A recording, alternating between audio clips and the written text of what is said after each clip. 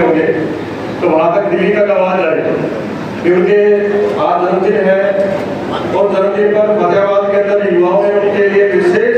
Blood donation camp लगाया है, जोरदार जयकारा लगाया है। बोलो भारत माता की। अभी आवाज करें, भारत माता की। बोले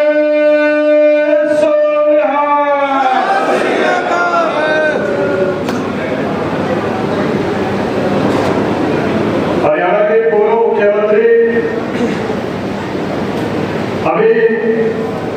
देश के सबसे लोकप्रिय नेता माननीय मोदी जी की कैबिनेट के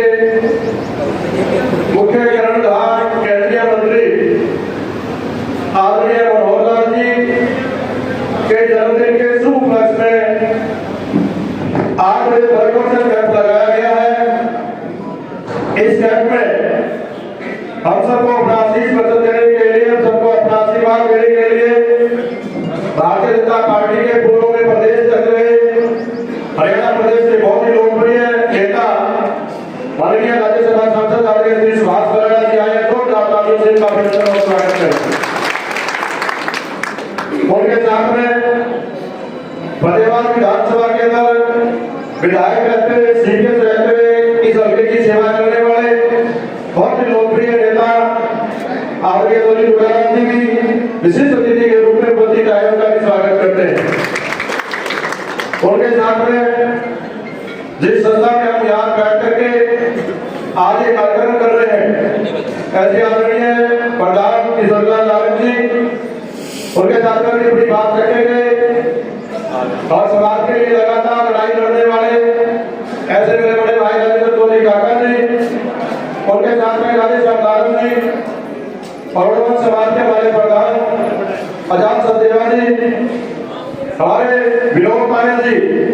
जो लगातार समाज के अंदर एक नया अनुकरणीय काम करके जिसमें खास करके कोई भी रोड पर बेसहारा बच्चा, बेसहारा गौ कोई है, अपनी संस्था में जाकर उसकी सेवा करते हैं। ऐसे विनोद पायल जी, मदन उपेगा जी, उनके साथ में हमारे बहुत ही बुजुर्ग नेता समाज के अंदर काम करने वाले भीम जी, जोगी कटल जी, सुनील जी और सामने हमारे जितने नेता बैठे लगभग सबका नाम जानता हूँ, हमारे मिस्टर जयसन मीठा जी और हमारे पार्टी के मीडिया के प्रभारी भाई कमल चौधरी जी और आज के इस कार्यक्रम में उपस्थित आए जिन्होंने खास करके बड़ा जी इसमें आज जहाँ तक कोई लोग आए हैं जिनके बच्चे आदरणीय मनोहर लाल जी की सरकार में बिना पर्ची बिना खर्ची नौकरी लगे हैं, या तो वो खुद आए हैं या उनके परिवार का कोई आदमी आकर के आज मनोहर लाल जी का ये जन्मदिन है वो कृतज्ञता के रूप में मना रहे हैं, तो दोनों का कार्यक्रम ले रही है। रशिया से हमारे करोड़ों समाज के राज्यपाल जी भी आए हैं, लोग साहब हमारे अपने पार्षद जी भी आए हुए थे, प्रमोद जी। साथियों, आज का जो दिन है ये नहीं कि कोई मनोहर लाल जी के सामने ब्लड डोनेशन कैंप लगा करके उनके सामने अपना नाम या उनकी लिस्ट में डालने के लिए काम किया गया है। आज ये ब्लड डोनेशन कैंप जो है और एक जो इतनी बड़ी शख्सियत हरियाणा प्रदेश के अंदर जिन्होंने 2 बार मुख्यमंत्री रहते हुए इस हरियाणा की जो राजनीतिक शासन चलाने की जो पद्धति थी उसको पूर्ण रूप से बदल करके एक नए हरियाणा का उदय किया, ऐसे आदरणीय मनोहर लाल जी का जन्मदिन मना रहे हैं। मैं कोई पूर्व की सरकार पे या पूर्व में किसी मुख्यमंत्री पर कटाक्ष नहीं कर रहा, लेकिन मैं आपको इतना जरूर कहना चाहूंगा कि साथियों 2014 से पहले आप सब लोग जो युवा बैठे हैं, बुजुर्ग बैठे हैं, आप थोड़ा सा अपने दिमाग पर जैसे सुभाष चंद्र जी के बारे में आए तो अपने दिमाग पर थोड़ा सा दबाव डाल करके उस पुराने जमाने में जाए तो आप सोच के देखिए कि पहले जब सरकार बनती थी तो सरकार का आधार क्या होता था। कोई भी आदमी नेता के पास जाता था या नेता को ये कहता था कि भाई तेरे मेरी दुकान पे आना है, मेरे घर पे आना है, तो एक ही बात होती थी कि भाई आप जिस दिन विधायक बन जाओ, आप जिस दिन मंत्री बन जाओ तो बढ़ते ही मेरे बेटे को नौकरी लगा देना, या फिर तो मेरा जैसा कोई बीच में आदमी पकड़ता था कि भाई फलाने आदमी की फलाने नेता के साथ अच्छी जान पहचान है, अगर वो मुख्यमंत्री बना, वो प्रधान को अपने विधायक बना, केंद्रीय मंत्री बना, तो इसके साथ करके मैं मेरे बच्चे को नौकरी लगा दूंगा। ये सच्चाई थी, आप भी जानते हैं और कि हरियाणा प्रदेश के अंदर जो सत्ता पक्ष को वोट देता था सिर्फ वही जॉब लगता था। सत्ता पक्ष को अगर वोट नहीं देता था तो उसका पूरा लेखा जोखा विधायक के पास, मंत्री के पास, मुख्यमंत्री के पास पहुंच जाता था कि भाई ये अपना विरोधी है, इसको अपने कोई नौकरी या सरकार में काम नहीं देना। लेकिन अब आप सोचिए, आज के दिन अगर आप सोचते हैं कि जो भारतीय जनता पार्टी को वोट दे या भारतीय जनता पार्टी को वोट ना दे, जो बीजेपी का समर्थक है या बीजेपी का समर्थक नहीं है, घर बैठे हुए उसको अपना फार्म भरता है, शायद वो गांव के अंदर या जिस वार्ड में या जिस शहर में रहता है वहां के नेता को जाकर के नमस्ते करता है नहीं करता, उसको अगर योग्य है तो घर बैठे नौकरी मिल जाती है, वो देख किसी की है तो वो बढ़ाव ला देती है। इसका मतलब ये नहीं कि भाई मात्र नौकरी सरकारी मिलती है वही योग्यता आ रही है। मैं इस बात को थोड़ा और आगे बढ़ा के कहना चाहूंगा। उदाहरण के रूप में भोटिया गांव से अगर 1000 बच्चे तैयारी कर रहे हैं सरकारी नौकरी लगने की और वो कोचिंग सेंटर में जाते हैं या वो सुबह सुबह उठ करके पुलिस की तैयारी करते हैं या शाम को ग्राउंड में जाते हैं, उनमें 1000 बच्चों में से 100 बच्चे अगर सरकारी नौकरी लगते हैं तो पीछे जो 200 बच्चे बच गए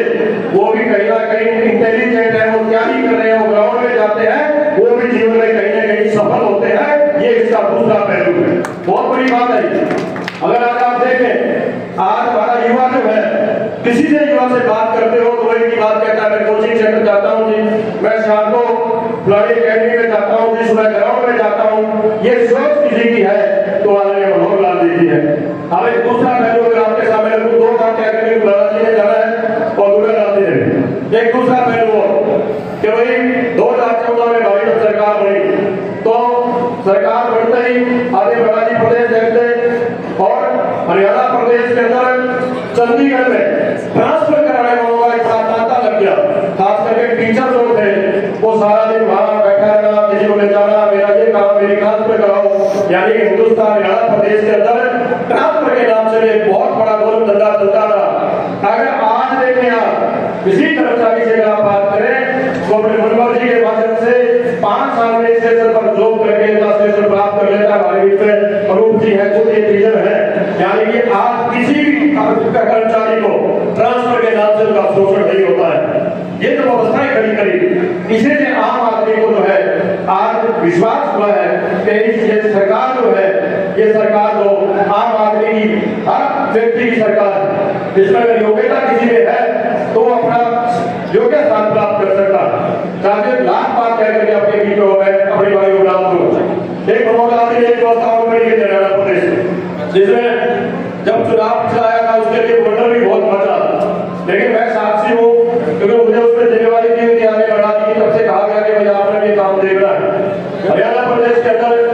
प्रधान मुख्यमंत्री जी ने फैमिली आईडी बनाई, पारिवारिक पहचान पत्र, और उसको सोच के देखिए आप कि पारिवारिक पहचान पत्र जब बना तो बहुत बड़ा चैलेंज आया और उसके पीछे मनोहर लाल जी की सोच क्या थी। जब हम उनको सुनते थे तो वो कहते थे कि मैं 2014 में मुख्यमंत्री बना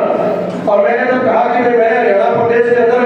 गरीब आदमियों को मकान देने हैं तो वो डाटा लेके आओ, तो अधिकारियों उनके सामने 2011 के अंदर जो हिंदुस्तान के जनगणना हुई थी, सर्वे हुआ था, उसका डाटा लाके रख दिया है। अब उसमें ये नहीं पता कि किस आदमी की कितनी इनकम है, किस आदमी को मकान दिया जाए। अगर मनोहर जी ने कहा कि भाई कैसे मैं डिसाइड करूं कि इसमें मकान किसके पास है किसके पास नहीं है, यानी कोई भी योजना लागू करनी होती थी तो सरकार के पास कोई डाटा नहीं था। लेकिन मनोहर जी ने एक ऐसी व्यवस्था बनाई कि हरियाणा प्रदेश के अंदर 25,000 इनकम किसकी है सालाना, 50,000 किसकी है, 1 लाख किसकी है, 1,80,000 किसकी है, 1,80,000 से ऊपर किसकी है, यानी सरकार को पता लग गया कि भाई 25,000 कमाने वाला इस साल के अंदर ये 10,000 परिवार है,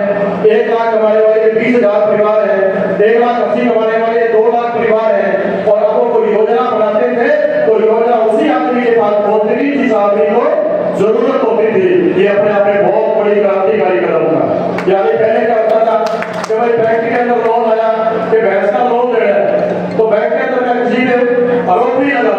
लेकिन हर आदमी का सर्कल होता था, वो कहता था कि फलाना आदमी आजा भाई बैंक का लोन आया हुआ है, भैंस का लोन आया तो ले जा।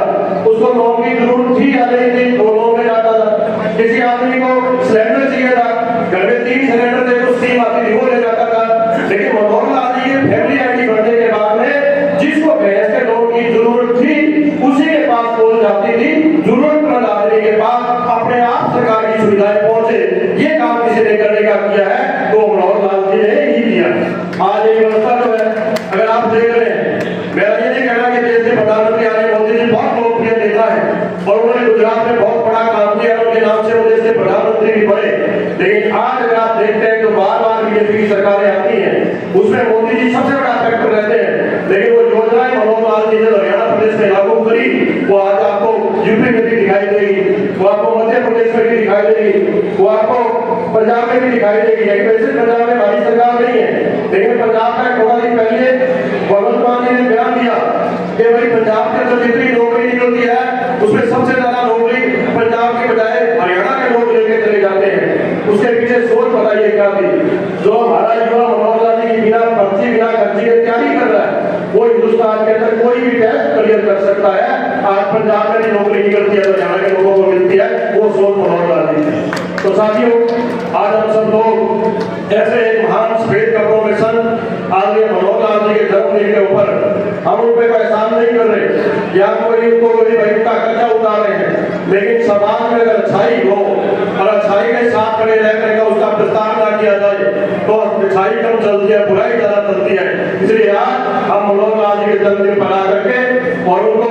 बना डोनेट करके हरियाणा प्रदेश के अंदर द्वारा किए हुए काम को एक छोटा सा छोटी सी भी उसमें उनका एहसान